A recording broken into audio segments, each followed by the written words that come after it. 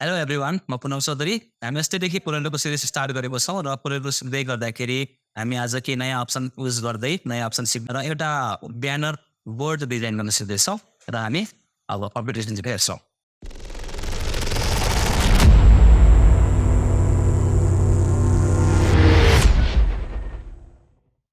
Okay, पहिलामा कोरेलड्रॉलाई open गरिहाल्छौँ। मेरो ओपनै छ र यो कोरेलड्रॉ खोलिसकेपछि म न्यू डकुमेन्ट क्रिएट गर्छु यहाँबाट र यसको साइज चाहिँ इन्चमा लिएर है, यसमा 60 इन्च विथ र 25 इन्च हाइट राखेर म ओके गरिदिएँ। यो जुन मेरो डिजाइन आएको छ यो साइज होइन, र यो यसमा हामी आज एउटा बोर्ड बनाउन सिक्दैछौँ र यसमा अब बोर्ड डिजाइनको लागि म यहाँबाट चाहिँ पहिला यसैमा 0 गरिदिएँ, यस्तै सजिलोको लागि। त्यसपछि सिस्टममा थोरै जुम गर्दैछु, या F4 प्रेस गरे नै भयो है, यो फिट टु स्क्रिन हुन्छ। ओके, त्यसपछि यो जुम भइसकेपछि म एउटा रेक्टेङ्गल लिँदैछु यहाँबाट र रेक्टेङ्गल यहाँदेखि म ड्र गर्दैछु लगभग 80 को एरियामा, लगभग 80 को। ओके, यो गरिसकेपछि म यसलाई सेभ टुल लिएँ, कन्भर्ट टु कर्भ गरेँ, कन्ट्रोल क्यू,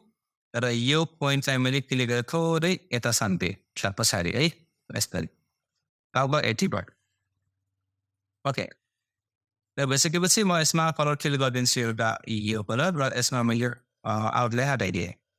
80 को मेरो यो डिजाइन यता भयो। र अब चाहिँ मलाई यता पनि चाहियो भनेपछि म यसलाई क्लिक गरेर कन्ट्रोल होल्ड गरेर म यसलाई क्लिक गर्छु र कपी गर्छु। र यता मेरो यो थोरै यो ठाउँ बसिराखेको छ, म बचाउनको लागि नै राखेको थिएँ, तर धेरै भएछ। त्यसलाई म थोरै यताबाट थोरै तानिदिएँ र यताबाट थोरै तानिदिएँ यता, लगभग 80। र 80 भइसकेपछि म यसलाई मिरर गर्दैछु यसरी भर्टिकली है, यसरी मिरर गरिदिएँ मैले। र यहाँनिर ग्यापिङ धेरै देखिरहेको छ, मैले थोरै कम गरिदिन्छु म यहाँ यसरी। अब म 80 को ओके, र यसको कलर म ब्लूमा चेन्ज गरिदिएँ। यहाँसम्म के प्रब्लम छ? छैन। अब यहाँनिर मलाई एड्रेस लेख्नुपर्ने छ होइन। एड्रेस सक्नुको लागि चाहिँ म यहाँबाट गएँ कमन सेट्समा, कमन सेट, र यहाँबाट म यो ड्रप लिँदैछु यो वाला, र यसलाई म ड्र गर्दैछु यस्तै, र यसलाई मैले रोटेट गरिदिएँ यहाँबाट क्लिक मिरर भर्टिकल्ली होइन,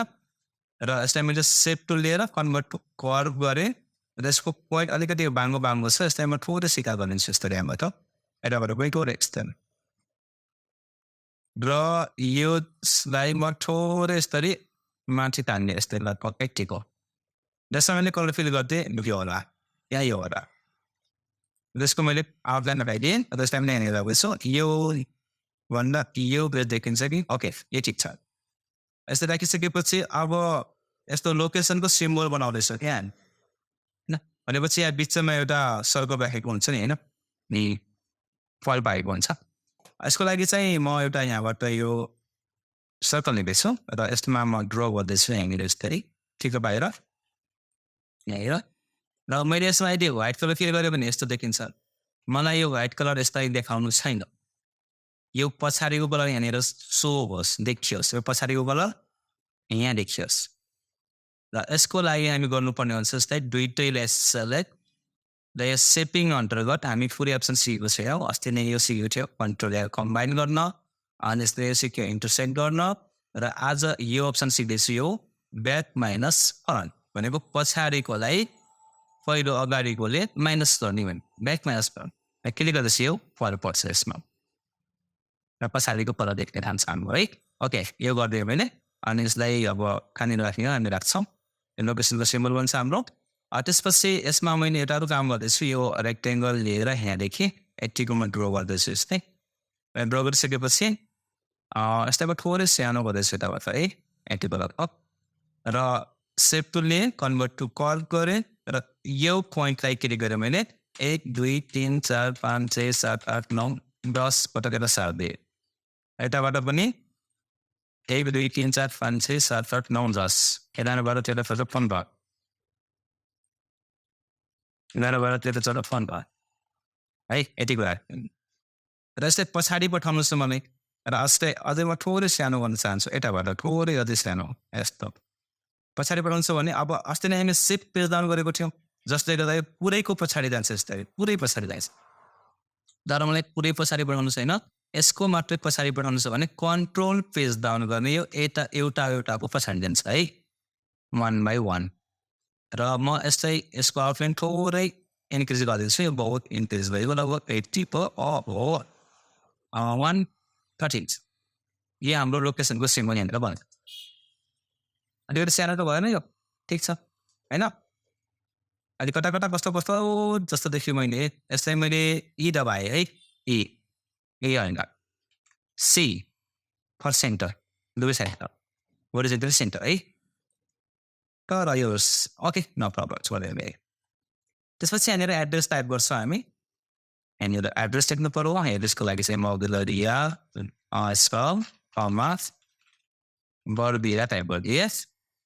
र यसलाई म थोरै इन्क्रिज गरिदिएँ साइजलाई ठिक हो र यसको कलर पनि म यही कलरमा लगाइदिन्छु र बोल्ड गर्न सक्यौँ हामी बोल्ड नगरौँ क्या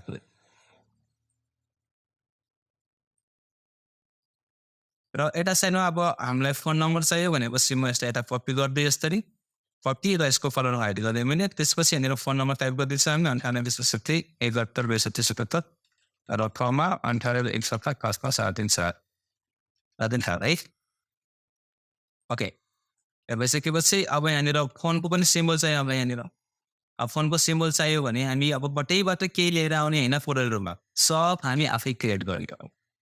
है र क्रिएट गर्नको लागि म गएँ विन्डोजमा डकर्समा र म गएँ ग्लिप्समा ग्लिप्स छ र यसमा गएर म यहाँबाट यो विन्डिङ्स भन्ने फोन चुज गरेँ हामी है यो विन्डिङ्स 2 यहाँनिर छ है विन्डिङ्स 2 र यसभित्र यो फोनको सिम्बल छ यसलाई मैले उठाएर यहाँनिर सार्के यसलाई ठुलो गरिदिएँ मैले त्यसको अब काम छैन मलाई र यो सिम्बललाई मैले यहाँबाट सानो गरेँ ठिक त बाहिर साइजमा जसलाई मैले यता फिलिप भर्टिकल के होरिजोन्टल मिरर गरेँ यसलाई यसको कलर मैले फाइट गरेँ यसलाई गरे ठुलो राखिरहेको छु मैले अलिकति म सानो गरिदिएँ यसलाई लगभग ठिक हो ओके र सर्कल लिएर यसको सेन्टर पोइन्टबाट म एउटा कन्ट्रोल सिफ्टसँग चाहिँ सर्कल ड्र गर्दैछु र यो लाइनमा अलिकति मोटो गर्दैछु र यसको आउटलाइन पनि मैले व्हाइट गरिदिएँ सँगै यो दुईटैलाई सेलेक्ट गरेर मैले कन्ट्रोल जीले ग्रुप पनि गरिदिएँ है जसले गर्दा पछि मलाई मुभ गर्दा सजिलो होस् र यो हेर्दाखेरि अलिकति हप्कै देखिरहेको छु म है थोरै कता कता चित्त बुझिरहेको छैन मलाई यसको ओके भइसकेपछि अब हामी यहाँनिर टेक्स्ट टाइप गर्छ एउटा टेक्स्टको लागि म यसमा गएर यहाँनिर साइज म फन्ट 250 गरिदिएँ फन्ट असर गर्ने टाइप गर्दैछु मैले र यसमा हामी अब आफ्नो पसलको नाम टाइप गर्छौँ यसरी कोटाही होइन र यसलाई मैले ठुलो गर्दैछु यसरी यताबाट पनि ठुलो यसरी र यसलाई मैले यहाँनिर यसरी र यसको कलर चाहिँ म राख्दैछु कुन कलर भनेपछि यो नेभी ब्लू अलिकति माथि राख्यो भने थोरै है यतिसम्म कुनै प्रब्लम छ र हामीलाई छैन होइन यो त सजिलो कुरा हो यो भइसकेपछि अब म एउटा फेरि यहाँबाट रेक्टेङ्गल लिँदैछु लगभग HD गएँ र यो रेक्टेङ्गलमा म यो कलर फिल गरिदिएँ र यसको मैले अफलाइन हटाइदिएँ र भइसकेपछि म एउटा सर्कल ड्र गर्दैछु यहाँनिर ओके यो ठिक पार्ने आफूले आफ्नो हिसाबले है र यो भइसकेपछि म यसको आउटलाइन थोरै 0.5 गरिदिएँ 0.5 केही चिनेन 1.8 देखिएन 2 mm ल ठिक छ र यसलाई मैले सिफ्टसँग यसलाई सानो गर्दैछु यस्तै सिफ्टसँग मैले यसलाई सानो गरेँ र कपी गरेँ र यसको आउटलाइन पनि म चेन्ज गरिदिएँ 4 गरिदिउँ ओके नट ब्याड त्यसको म आउटलाइनलाई यसमा लान्थेँ यति हो र सँगै यो जुन माथिको गोलो छ यसलाई चाहिँ म सेलेक्ट गरेर यसको आउटलाइन राख्दैछु डट लाइनमा यस्तो त्यसलाई मैले आर्कमा चेन्ज गरिदिएँ र यो सेप टुल लिएर यसलाई मैले थोरै सानो गरेँ यति भयो लगभग 80 हो ओके र आर्कमा चाहिँ चेन्ज गरिदिएँ त्यो भइसकेपछि यो जुन छ यसलाई मैले प्लस बटन प्रेस लिएर कपी पेस्ट गर्दैछु प्लस कपी पेस्ट हुन्छ र यसको मैले आउटलाइन चाहिँ सोलिडमै राखिदिएँ नन डट लाइन र सेफ टुल लिएर यसलाई मैले यहाँदेखि यहाँनिर सारिदिएँ र यसलाई यहाँदेखि यहाँ सारिदिएँ जस्तै यहाँदेखि यहाँ सार्नु र यो यस्तो डिजाइनमा चेन्ज हुन्छ मेरो है र यसको कलर पनि चेन्ज गर्नु छ भने हामी चेन्ज गर्न सक्छौँ इजिली यसरी र यसको कलर मैले भ्यूमा राखिदिएँ ल भइसकेपछि म यसलाई फेरि दुइटैलाई सेलेक्ट गर्दैछु अनि कपी गर्दैछु कन्ट्रोल सी अथवा कपी नगरिकन पनि हामी यसमा त सिधै यहाँबाट यसरी र सिधा सिपसँग यहाँनिर गएर मैले यसलाई कपी गर्दैछु त्यही कपी र कन्ट्रोल आर आर फरि बाहिर गयो नो प्रब्लम यसलाई म थोरै सेलेक्ट गरेर यता सारिदिन्छु यहाँसम्म भित्र हेर्छ ठिक छ हो या र यति भइसकेपछि अब यो जुन हाम्रो यो सेप छ यो सेपलाई हामी थोरै यताउता चेन्ज गर्दैछौँ यसलाई है म यसलाई थोरै यहाँनिर सारिदिएँ यहाँसम्म यसलाई यहाँसम्म र यो जुन डट छ यसलाई मैले यहाँदेखि यहाँसम्म राखिदिएँ र यहाँबाट चाहिँ यहाँदेखि यहाँसम्म राखिदिएँ यो दुइटैलाई मैले आर्कमा चेन्ज गर्दैछु यसरी आर्कमा र कलर चेन्ज गर्नु छ भने पनि कलर पनि हामी अब त इजिली चेन्ज गर्न सक्यो यसरी यसबाट केही देखिएन बिलुमा र रेडको सट्टामा चेन्ज गर्दै यो डार्क बिलु ओके र यसको पनि हामी चेन्ज गर्न सक्यौँ यसलाई पनि म थोरै चेन्ज गरिदिएँ यो वाला यसलाई म यहाँसम्म राखिदिएँ अथवा एका साइडमा राखिदिएँ यहाँसम्म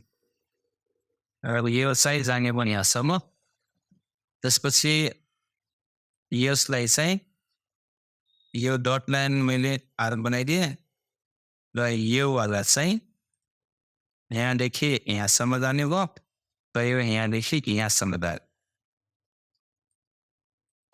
ओके यो चेन्ज गर्न पायौँ हामीले